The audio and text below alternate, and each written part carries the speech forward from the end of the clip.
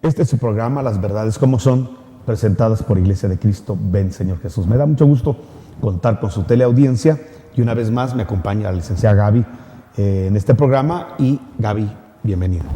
Gracias, pastor. Siempre es un privilegio acompañarlo en el programa y pues que nuestra teleaudiencia pueda bendecirse a través de los temas que estamos tocando en esta noche. Pastor, quisiera que habláramos acerca de los héroes de la fe. En esta oportunidad, pues mencionar de principio a Moisés, que en Éxodo, ¿verdad?, nos relata su historia como el libertador de Israel. Entonces quisiera pues que usted, para empezar, nos hablara de su nacimiento y la infancia, de cómo fue en la vida de Moisés. La verdad que es muy interesante, hermana, porque quizá el personaje central del Antiguo Testamento, el vaso más sobresaliente es precisamente Moisés. Y es el más sobresaliente porque es el que recibe la ley. Y ya se recordará usted que a partir de la ley de Moisés, para los días de Jesús, la ley estuvo totalmente vigente. Entonces es un personaje totalmente importante y qué bueno que escogió usted a Moisés para que pudiéramos platicar con él. Hablando de la infancia de Moisés, hablemos de su nacimiento. La verdad que Moisés nace en un momento muy conflictivo, porque tanto sus padres como toda su nación son esclavos en Egipto. Han sido una cultura que llega por medio de José, llegan a Egipto, ahí crecen en Gosén, se desarrollan, se levanta un faraón que no sabía nada de las bendiciones que recibió Egipto a través de José. Y entonces resulta ser que viene un decreto de faraón, porque faraón mira que los israelitas están creciendo mucho más que los egipcios, ve la bendición que tienen de parte de Dios, que obviamente no la tienen a esos niveles los egipcios, y entonces surge un celo, surge un temor, un miedo. Si este ejército, si esta nación se levanta contra nosotros, probablemente de ser conquistadores pasaremos a ser conquistados. Entonces hagamos algo. Y la estrategia de faraón es una estrategia muy burda, la verdad que muy fuerte, porque es matar a todos los niños, varones. Ahora, ¿por qué faraón quiere matar a los niños varones? Él está pensando como debe pensar cualquier líder, a largo plazo. El mal líder piensa siempre a corto plazo y resuelve situaciones a corto plazo. Los buenos líderes son los que resuelven problemas o empiezan a visualizar a futuro y a un futuro muy largo. Y faraón, desde luego, era un líder muy inteligente, muy astuto, y entonces se da cuenta que la generación presente es un peligro, pero la futura es todavía un peligro más grande. Entonces empieza a trabajar con los que no han nacido. Ahí empieza a trabajar. Que en todo varón sea exterminado. ¿Por qué? ¿Por qué no persigue mujeres? Porque obviamente el liderazgo está centrado en los varones. Entonces, lo que quiere destruir Faraón es el futuro liderazgo de Israel. Atacar al futuro enemigo, que es que esta nación tenga líderes. Y ahí es donde viene la estrategia de Faraón. Ahora, recordemos que Faraón está siendo inspirado por las mismas tinieblas. Y las tinieblas en este aspecto no cambian su método de trabajo. Por eso es muy importante revisar la historia, porque la historia nos anuncia el presente o el futuro, porque lo que es o lo que será es lo que ya fue. Entonces las tinieblas trabajan de esta manera, destruyendo generaciones de líderes. Eso es lo que hacen las tinieblas. Y hoy está haciendo exactamente lo mismo. El enemigo mira la fuerza que tiene la iglesia, porque la iglesia es una nación poderosa, una nación santa poderosa. Entonces, ¿qué hace el diablo? Cuando ya pierde, vamos a decir, un adepto, cuando pierde un discípulo, ¿qué hacen las tinieblas? Trabajan en los hijos de los líderes. Trabaja en el futuro liderazgo, porque si un hombre tiene un liderazgo fuerte, se entiende que el hijo a lo mejor supere o debería superar el liderazgo de su padre. Lamentablemente no lo vemos así. Yo, durante los años que tengo de estar en el Evangelio y de conocer diferentes siervos de Dios que han tenido una trascendencia grande, cuando volteamos a ver a sus hijos, los hijos no continuaron el ministerio de los padres, y si lo continuaron, no con la misma fuerza, punch que tuvieron los papás. Algo pasó en esa generación. Lo que pasa es que el enemigo trabaja con las generaciones de niños. Sí. Cuando ya perdió una generación adulta, va a atacar la generación subsiguiente. Y es lo mismo que sucede hoy, lo mismo que sucedió con Moisés. Y como Dios estaban en el tiempo profético y el diablo conoce los tiempos proféticos, es impresionante saber que las tinieblas son más inteligentes a veces que los hijos del reino. Y a veces el enemigo está estudiando los tiempos y sabía que los tiempos se iban a cumplir. ¿Por qué? Dios había lanzado una profecía a Abraham. Cuando ya la ira de los cananeos ya me tengan ya topado por sus abominaciones y aberraciones, entonces se levantará el pueblo. Mi pueblo se levantará. Esa profecía se la dio Dios a Abraham. Sí. Y saldrán de Egipto y poseerán la tierra prometida. Esto que yo te estoy ofreciendo a Abraham, lo tomará tu descendencia. ¿Cuándo? Cuando la medida de la ira, Dios nunca da los acontecimientos con fechas cronológicas, sino con acontecimientos. Entonces le dijo, cuando vean que ya la maldad de los cananeos ya supera los niveles, entonces llegó el tiempo de la liberación de Israel para que Israel vaya a tomar posesión de esa tierra. Entonces el enemigo conocía esa profecía. Sí. Y estaba pendiente del mover de Canaán.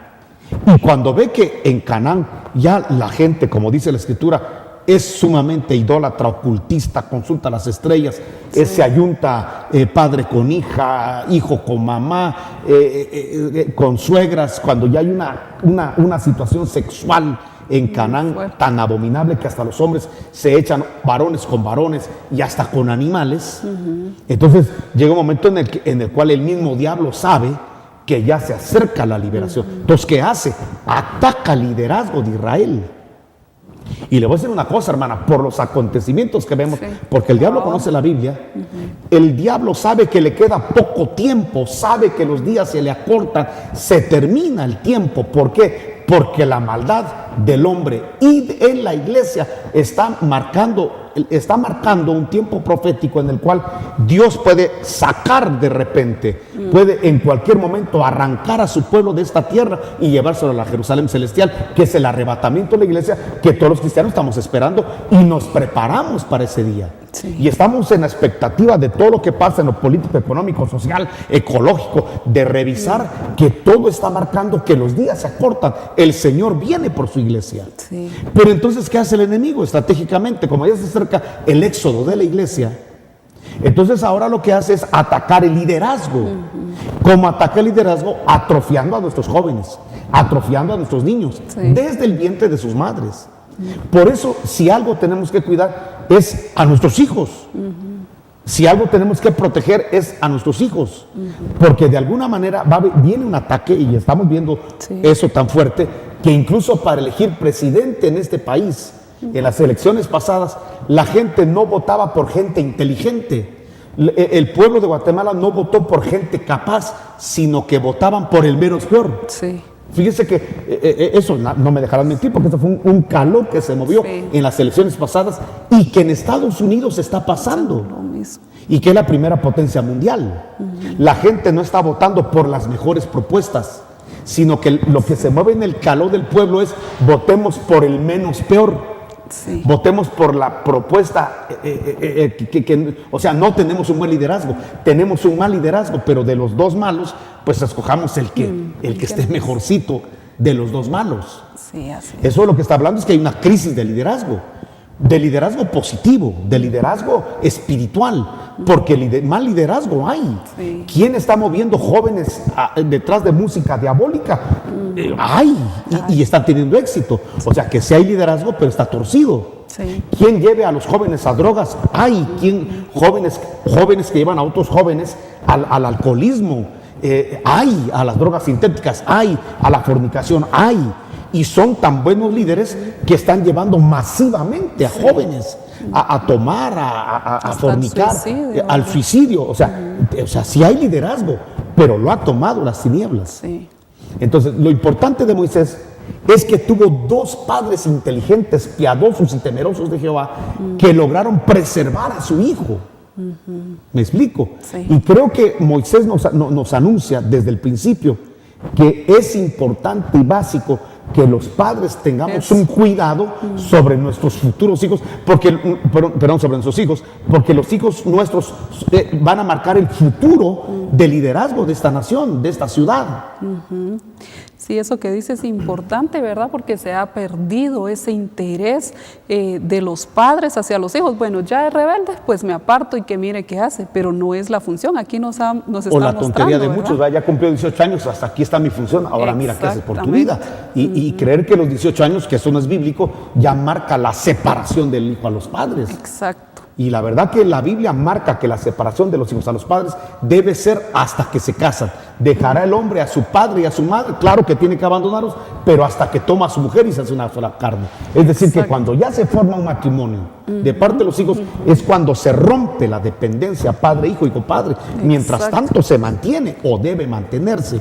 Los 18 años, 21 años, eso no marca nada. No marca nada. Lo que marca la separación del padre a los hijos, hijos a padres, es el matrimonio. Mientras tanto, deben estar plegados y pegados. ¿Por qué? Porque están en formación de ser líderes. Van a ser los futuros padres de familia, van a ser los futuros profesionistas o empresarios o a lo que se vayan a dedicar. Son los futuros diáconos de la iglesia. Son los futuros pastores de la iglesia, los futuros siervos de Dios. Entonces, hay que tener mucho cuidado, así como lo tuvo los papás de Moisés, de cuidarlo, de protegerlo. Sobre todo de los decretos de los reyes, o sea, diríamos, aún de las leyes. Le voy a decir una cosa, Faraón atacó poniendo un decreto, una ley. Y hoy en día las leyes que se están autorizando, hablo de leyes constitucionales, leyes de organismo judicial, leyes de derecho penal, en materia civil, están rompiendo principios de la palabra de Dios. De hecho, estaba profetizado. Yo quiero que usted revise Daniel, y en Daniel le explicaron algunas características del anticristo a Daniel. Y una de las características del anticristo es que no hará caso al amor de las mujeres, o sea, va a ser homosexual. Y otra cosa dice, y cambiará la ley.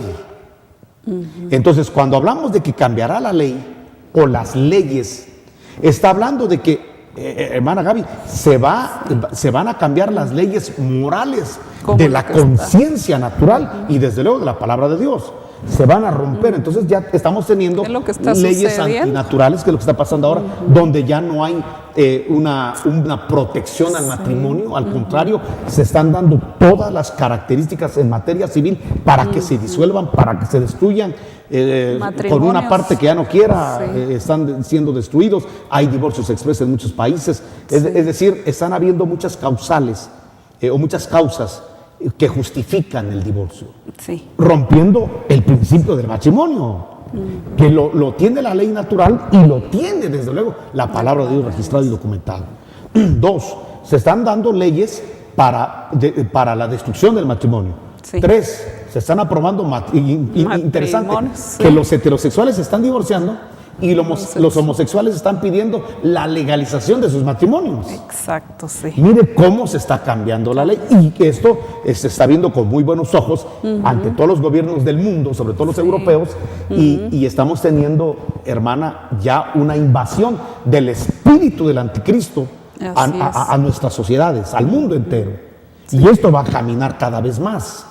Ahora, lo importante es que la iglesia, que es una nación aparte, un real sacerdocio, podamos mantener una estructura diferente, que el reino de Dios nos gobierna a nosotros, no el reino de los gentiles o el reino de los hombres.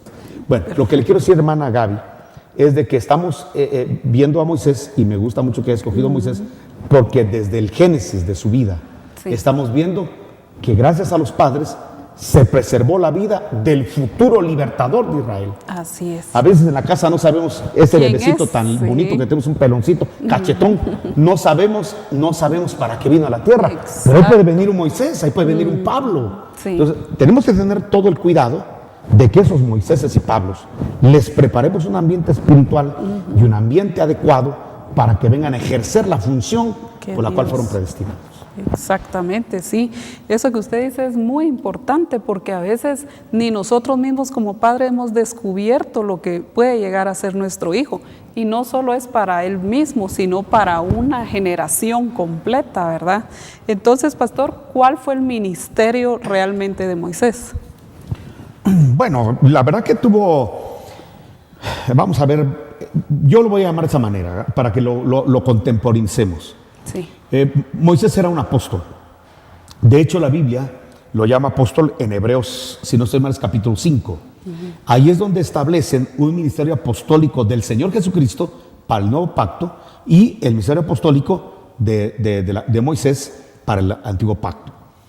Pero el ministerio apostólico de Moisés conllevaba muchas aristas importantes. Todas son importantes, pero hay unas que son más sobresalientes que otras. Por ejemplo, libertar al pueblo de la opresión de Egipto. Número 2, Sí. bajar como que fuera un celular bajar las aplicaciones del satélite celestial, todo lo que era la ley de Jehová para la nación de Israel, la bajó. La construcción del tabernáculo de Moisés, eso fue muy importante. El establecer el sacerdocio levítico de Jehová, eso fue muy importante del ministerio de Moisés. Y ¿cómo se llama? Entregarle la estafeta de relevo a Josué para que entraran a Canaán, la tierra prometida. Han de haber otras funciones del ministerio de Moisés, pero son las que se me ocurre contarle ahorita, de las más trascendentales que Moisés movió en su ministerio. Amén. ¿Y nos podría usted explicar cómo fue el llamamiento de Moisés junto a la zarza ardiente? ¿Cómo fue esta situación que se dio acá? Bueno, mire, repito, es muy importante la pregunta, porque revisando la historia podemos ver cómo trabaja Dios o cómo trabajan las tinieblas. Sí. En la premisa apostólica de que lo que fue es lo que es o lo que será. Muy bien. Entonces, ¿cómo llamó Dios a Moisés? Es la forma como nos va a llamar a nosotros. Porque Dios es inmutable, Dios no cambia. Sí. Cambian elementos, pero Dios no cambia las bases fundamentales. Entonces, número 1, Dios, algo muy importante, llama por nombre. Dice que lo llamó desde la zarza por nombre. Entonces, algo muy importante que tenemos que entender es que Dios, cuando llama específicamente por nombre. Eso quiere decir que nos conoce perfectamente bien. Cuando le dice Moisés, le está diciendo: yo conozco tu sentar, tu levantar, conozco al hombre Moisés, sé lo que hace en secreto y en público, sé lo que hace agradable y desagradable, conozco a Moisés. Porque la sorpresa de Moisés es que le llama por nombre. Quiere decir que es un Dios que me conoce, es un Dios que si conoce mi nombre, que determina identidad, luego entonces conoce todo de mí, lo sabe todo de mí. Y eso es algo muy importante, entender que cuando Dios llama a una persona, lo sabe todo de nosotros. Sin embargo, Moisés debe de haber tenido cosas pecaminosas, cosas malas. Sin duda. Imagínense, tenía 80 años. En 80 años ya había tenido una vida, por lo menos una carga de pecados, una lista muy grande. Sí. Pero el Señor le dice: Moisés, ¿sabe qué está diciendo el Señor? Conozco tus errores, también tus virtudes. Y a pesar de, yo no te voy a llamar por tus virtudes, mucho menos por tus desvirtudes. Te voy a llamar porque te escogí. Te voy a llamar porque tengo un plan. Te voy a llamar porque te conocí antes de la fundación del mundo y te llamo y te establezco. Entonces, es muy importante saber cuando Dios llama a una persona, porque eso sucede mucho. A veces Dios nos llama por medio de zarzas, es decir, por medio de elementos, de personas. A veces nosotros los pastores, que estamos al frente de congregaciones, llamamos a alguna persona para que venga y sea parte del equipo de predicadores o del equipo de líderes o de consejeros, cualquier cosa. Siempre la gente va a decir: hermano, pero yo no soy digno. Hermano, pero yo no estoy preparado. Hermano, mire, yo tengo una lista oculta de pecados, otros que sí se saben. ¿Me explico? Entonces hay que aclararle a la gente: Dios no te va a llamar por tus grandes virtudes. De todos modos, son virtudes que Él colocó. Ni te va a llamar por tus defectos. Te va a llamar porque te trazó un plan antes de la fundación del mundo. Y de hecho, hermana, los 5 ministerios, apóstoles, profetas, evangelistas, pastores y maestros, son predestinados. Quiere decir que uno ya nace con ese llamado. Uno ya nace marcado para esto. Hay gente que, mire, hermana, cuando la gente no viene marcada, estudia, se prepara, va a seminarios, les dan títulos y lo que sea, y no tienen el respaldo de un ministro. En cambio, un ministro del Espíritu, cuando viene predestinado, que ni necesita ese tipo de estudios ni nada por el estilo, Cuando Dios lo llama, párate para dar un mensaje. Así dice el Señor. O abran su Biblia al capítulo, porque así dice el Señor. Hay un respaldo porque Dios llamó. Exactamente. ¿Me explico? Sí. La gente que se mete a esto porque estudió, sí da un mensaje donde la gente dice, sí está correcto, lo que dijo está en la Biblia, sí está bien, pero no impacta, no restaura, no libera, no hay sanidades, no hay restauración. En cambio, cuando se levanta un hombre sin preparación humana, pero que tiene el llamado de Dios, como en el caso de Pedro, un pescador del vulgo, 5,000 personas se le convierten. Sí. Un pescador del vulgo da un mensaje y la gente está compungida de corazón. ¿Por qué? Bien, Dios levantó a Moisés y tiene un respaldo de 10 plagas y la liberación del pueblo. ¿Por qué? Porque cuando Dios llama, hermana, cuando Dios predestina, tenga usted estudios o no, preparación o no, Dios siempre va a respaldar a su vaso. Así Claro, es. hay que entender que si yo tengo un llamado predestinado, pues tengo que prepararme, ¿verdad? Pero quizá la preparación menos indicada, y lo digo con toda honestidad, el programa se llama Las Verdades como Son, quizá el peor lugar que puede escoger una persona para prepararse es un instituto teológico. Yo estoy totalmente en contra de eso, no de los contenidos que se dan, sino del sistema. Y Como de sería tomar de algo ¿cómo se llama? Una media hora solo para esto. Pero yo sí estoy en contra de la teología, totalmente en contra de eso, ¿verdad? Sí. Yo siento que cuando un hombre tiene un llamado de Dios, no necesita saber de hermenéutica, al contrario, le es un estorbo. Ni necesita saber de homilética, porque le va a ser un estorbo. Las cosas que se aprenden por los hombres resultan ser estorbo. Jesús dijo, lo que desde la carne, carne es. Sí. Bueno, pero no es el tema. Lo que quiero decirle por el llamado de Moisés es que Dios, número uno, te llama por nombre. Seas como seas, esté tu condición como esté, Dios te llamó, te predestinó y te va a usar. Sí. Número dos, algo muy importante, le dice, Moisés, quítate las sandalias de los pies. Sí. ¿Por qué? Porque desde luego una persona que tiene un llamado de parte de Dios no puede caminar como el resto de las personas. Las sandalias que tiene y que ha tenido como gerente, como profesional, porque tengo que aclarar que Dios cuando llama gente la llama porque está ocupada. Dios no llama ociosos. Ojo a esto que es muy importante. La gente cree que el ministerio es una fuente de riqueza, Exacto. que es una profesión y por eso la estudian en institutos teológicos. Exactamente. La gente está diciendo, bueno, ¿cómo hago para vivir? De algo tengo que vivir. Y como dice alguno, métete de pastor y ya arreglaste te tu vida haces. porque a los pastores Sí. les diezman y realmente Viven. ganan bien. Entonces la gente está viendo el ministerio como un modo vivendi, una forma de vivir, de generar empresa. ingresos. El verdadero ministro está viendo cómo libera al pueblo. El salario de un ministro no es un cheque mensual. El salario de un ministro es exactamente ver cómo las almas se salvan, se reconcilian con el Señor, cómo es. enfermedades que han sido detectadas ya sin solución, viene el poder de Dios y rompe Exacto. con esa maldición y rompe con esa enfermedad, y como gente endemoniada y oprimida por demonios, espíritus de suicidio, espíritus de muerte, espíritus inmundos que llevan a drogas, que llevan a alcoholismo, son sacados de los hombres y la gente ya entra a un estado de buscar a Dios y cambia su vida. Ese es el salario de un verdadero ministro. Por supuesto. Entonces cuando Dios viene con Moisés, dice, quítate las sandalias porque vas a caminar de una forma diferente. Ya lo que aprendiste en el pasado no te sirve, tienes que tener unas sandalias nuevas. Sí. Sí. Vas a caminar en una dimensión sobrenatural. Ya no vas a caminar, ya no vas a caminar Ya de no una nos da manera necesidad. natural. Te cambio tu modo de caminar, de pensar, de sentir. Te muto y vas a tener un caminar y un andar sobrenatural. Y es lo que hemos tenido todos los que hemos sido llamados a esto. Así es. Bueno, y después de quitarse las sandalias, le dice, ahora mete tu mano en tu seno. ¿Y qué es eso? Es escudriñar al líder que tiene en el pasado desde la concepción, que hay en él.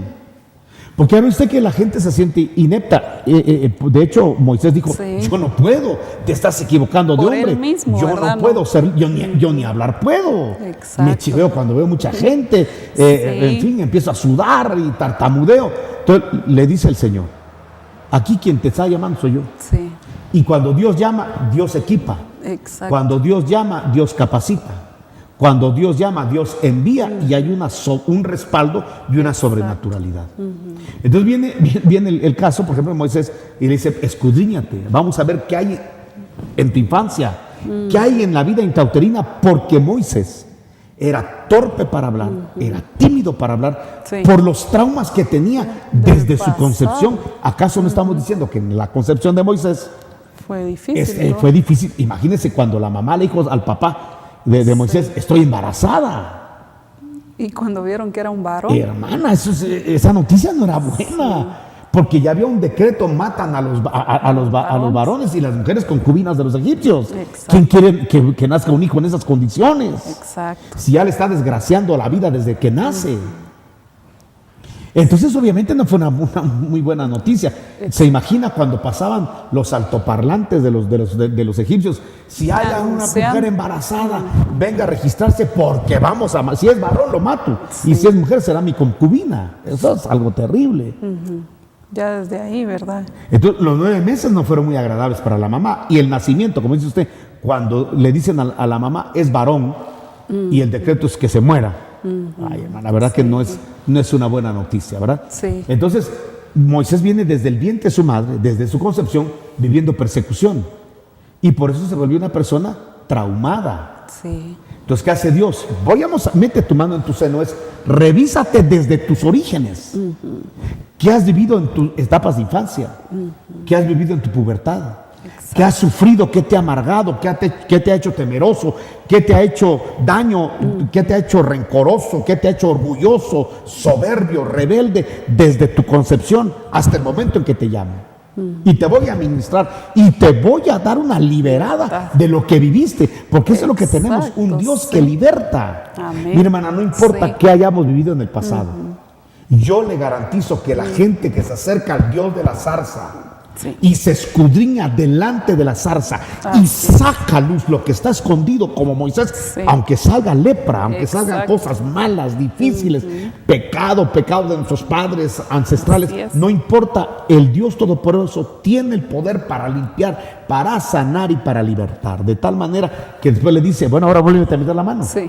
Y cuando sacó la mano ya estaba limpia, diciendo, ya te limpié por dentro. Amén. Ya entendiste que hay que cambiar las sandalias, porque aquí es un andar sobrenatural de santidad. Número 2, ya entendiste que hay que limpiarte por dentro. Bueno, ahora te voy a activar la vara. Quisiera seguir hablando de esto, Gaby, pero el tiempo se nos ha ido. Amigos televidentes, que Dios les bendiga. Tal vez podemos continuar el día de mañana con este tema. ¿Cómo es la biografía de Moisés, un héroe de la fe del Antiguo Testamento?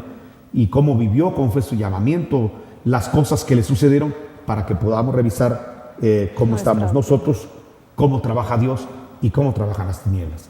Que Dios le bendiga. Este es su programa, Las Verdades Como Son, presentado por Iglesia de Cristo. Ven, Señor Jesús, lo esperamos en la iglesia. Dios le bendiga.